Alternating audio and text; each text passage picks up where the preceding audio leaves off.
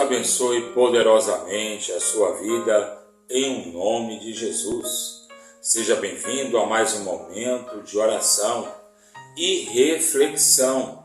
Olha que eu estou preparando você para a campanha da batalha espiritual e eu estou preparando você e falando sobre escolhas. Nós estamos vivendo um momento de violência nas escolas, violência entre os jovens e agora ventilada nos meios de comunicação. E aí você pergunta por que os pais escolheram assim. Mas os pais escolheram assim. Não tem outra explicação. Você que é pai, você que é mãe, a palavra de Deus ela é clara para você. Existem duas informações importantes. A primeira delas está em Provérbios, capítulo 22, versículo 6. Diz assim: ensina a criança no caminho em que deve andar, e ainda quando for velho, não se desviará dele. Significa que o homem adulto, a mulher adulta, ela é fruto em parte da educação que recebeu de seus pais. Se for ensinado a viver nos vícios, se foram ensinados a viver em ato de violência, tá? Muitas vezes você diz assim: olha, eu não ensinei. Mas você não ensina com o que você fala. Você ensina com o seu testemunho. Você ensina com o que você demonstra sobre quem é você. Você é uma pessoa violenta? A tendência de seus filhos é se tornarem violentos. Você é uma pessoa injusta? A tendência de seus filhos é se tornar uma pessoa injusta. Você não leva a sério a ordem e a lei? A tendência de seus filhos é não levarem a sério a ordem e a lei. Você não crê em Deus, você não respeita Deus, nem a palavra de Deus, o mesmo vai acontecer com seus filhos. Aí você diz assim: eu nunca fui na igreja, eu não vou na igreja, mas eu nunca dei o trabalho que meu filho dá. Pois é, mas talvez os seus pais, você que hoje tem filho problema, você tem filho que está lhe dando trabalho, talvez os seus pais frequentavam a igreja, falavam de Jesus, tinham temor de Deus. Por mais que você não tivesse buscado seguir esse temor, algumas coisas referentes a esse temor a Deus prevaleceu no seu coração. Mas como você é uma pessoa afastada, uma pessoa rebelde, essa neutralidade, sabe? Essa falta de interesse de estar na presença de Deus, ela tomou por completo a vida de teus filhos. E antes que você diga que uma coisa não tem nada a ver com a outra, sabe? A época que a sociedade era menos violenta, era a época que os mais novos, eles pediam a bênção aos mais velhos. Era a época que os professores, ele reunia, fazia passeio nas escolas. Hoje as escolas organizam passeio para tudo que é lugar, menos para assistir um culto. Mas os professores organizavam com a turma para ir assistir um culto, seja na igreja evangélica, seja na igreja católica, mas o professor, com a fé dele, buscava aproximar a turma de Deus. Hoje, em alguns casos, para algumas autoridades, o professor falar de Deus dentro da escola é crime. Para algumas pessoas não se pode falar de Deus, não se pode orar. E alguns até querem induzir que o professor fale de sexualidade para crianças, mas não fale de Deus, não fale de amor, não fale de respeito, porque para você falar de amor, para você falar de respeito, você tem que falar de Deus, você tem que falar quem nos ensinou tudo isso. Então ensina teu filho, não fique esperando que o mundo ensine. Não fique esperando que o governo, que o comunismo ensine teu filho a ser uma pessoa ruim. Olha que não precisou muita coisa, tá? Houve o caso do menino de 13 anos que matou a professora. O menino de 13 anos matou, assassinou a professora. E agora já está saindo boatos, já está saindo informação de outros alunos, de outras crianças, informando ataques nas escolas. Porque é natural, porque é normal, porque é isso que essas crianças têm aprendido dentro de casa, é isso. Aí você vai dizer assim, olha pastor, o senhor não pode julgar os pais. Não estou julgando os pais. Seja por atuação ou por omissão, é isso que as crianças têm aprendido dentro de casa. Se não é na figura materna, se não é na figura paterna, é com os amigos. É com aqueles que estão à volta deles, que muitas vezes não têm coragem de praticar o mal e vê talvez no seu filho, na sua filha, uma criança idiota o suficiente para fazer o que o influenciador não tem coragem. E você acha que é exagero meu? Em Provérbios, capítulo 22, agora no verso 15, diz assim: a estutícia está ligada ao coração da criança. Você sabe o que é isso? Estupidez. Você diz assim, menino, não vai ali que você vai cair, mas o menino vai. E se ele cair, ele ainda dá risada. Menino, não coloca o dedo aí que você vai tomar um choque e você vai se machucar.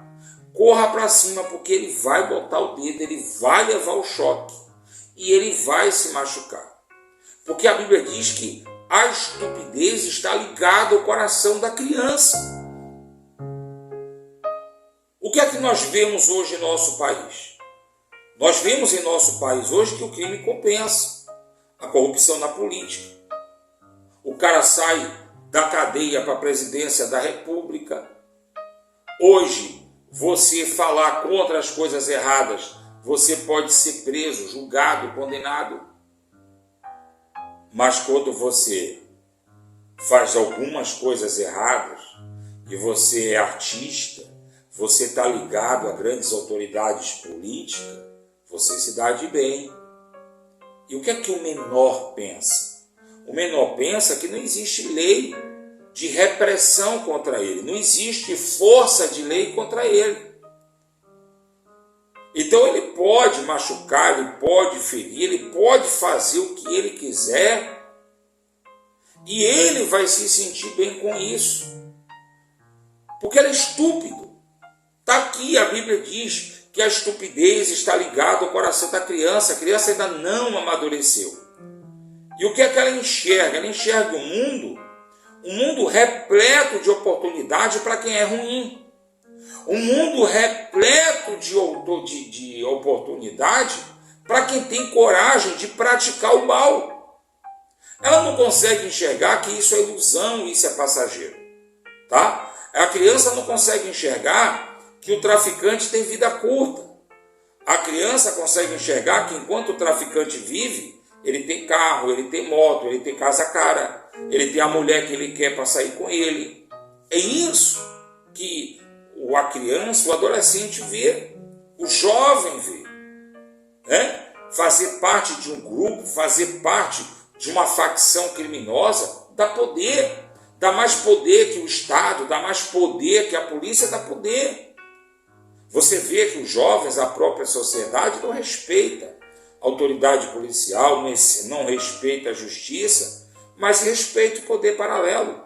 Se o crime abrir a boca e falar, comércio não abre. Comércio não abre, porque o crime disse que não é para abrir, acabou.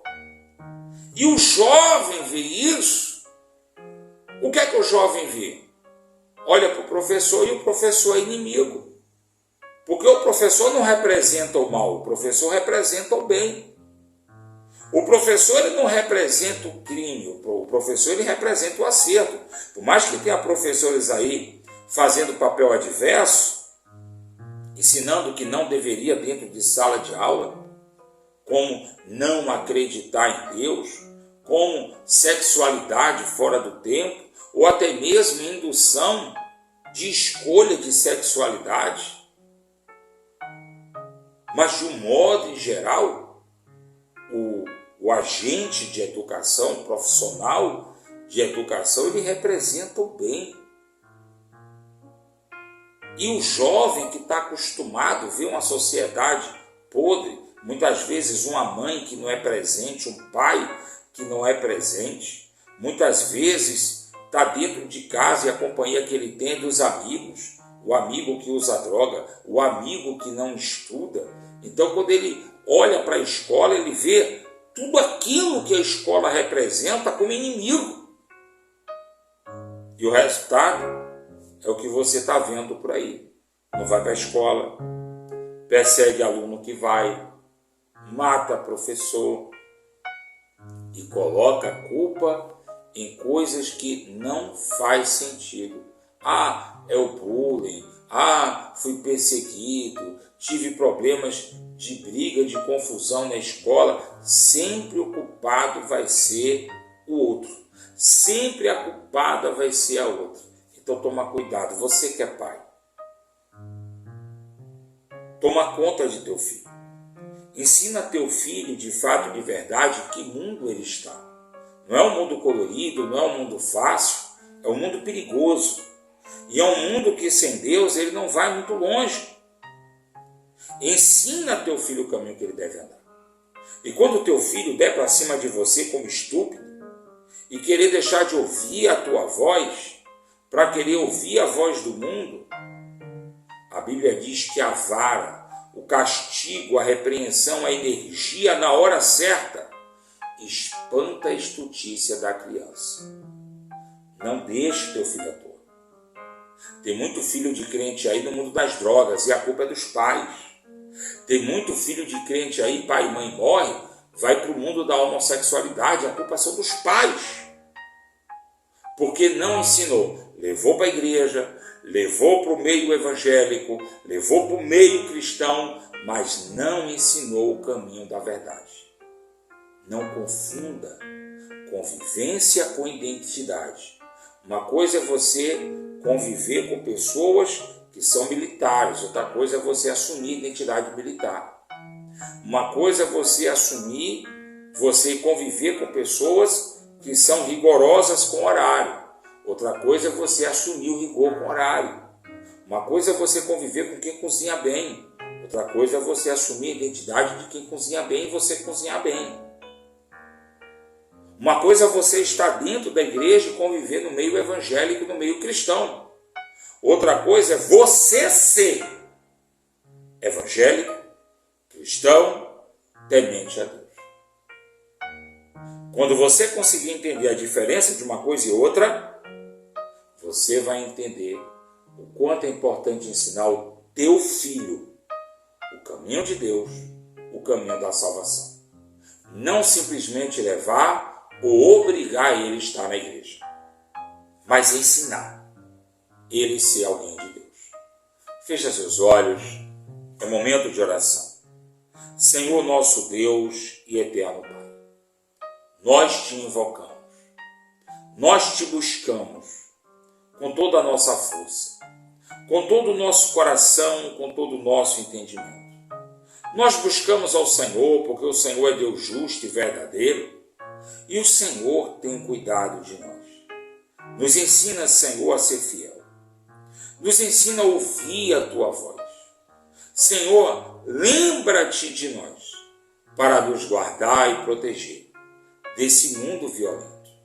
Lembra-te de nós para nos guardar e nos proteger daqueles que se declaram, daqueles que se levantam como inimigos, inimigos de Deus, inimigos da família. Ó Espírito Santo, a Ti nós clamamos, em nome de Jesus. Opera na vida do Teu povo o milagre, a maravilha. Traz segurança para a vida dessa pessoa. Traz segurança para essa casa, para essa família. Meu Deus, eu te peço misericórdia por essa mãe, por esse pai que tem filhos pequenos. Ou talvez tenha filhos crescidos, mas tem neto. Tem filhos que seguiu pelo caminho das drogas. seguiu pelo caminho da violência, seguiu por esse caminho, meu Deus, que eles costumam dizer que é a vida louca, é o caminho da adrenalina, mas na verdade, Senhor, é o caminho estúpido que leva à destruição e à morte. Ah, meu Senhor e meu Rei, eu quero te pedir, protege a família, protege a vida dessa pessoa, protege esse lar. Lembra desses que têm orado.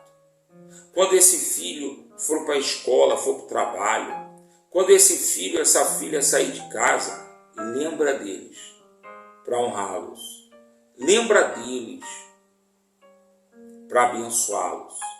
Eu te peço, meu Senhor, que haja paz, que haja prosperidade, que haja vitória, todas as vezes que essa pessoa operar com as mãos, todas as vezes que a família operar com as mãos, que o trabalho das mãos dessas pessoas seja próspero. Tudo que essa pessoa fizer, que essa pessoa tenha a proteção de Deus. Meu Deus, livra esse homem, essa mulher da inveja, do olho gordo, do ciúme. Traz paz para essa vida, traz paz para essa família, traz a cura, a libertação para o doente que ora comigo, para o doente que faz parte dessa família. Eu te clamo, ó Deus, em nome de Jesus.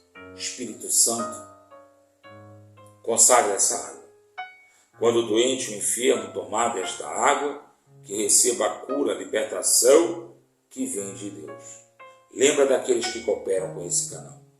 Lembra daqueles que ofertam, que eles tenham uma vida próspera, que eles tenham uma vida abundante. Assim eu declaro, em nome de Jesus.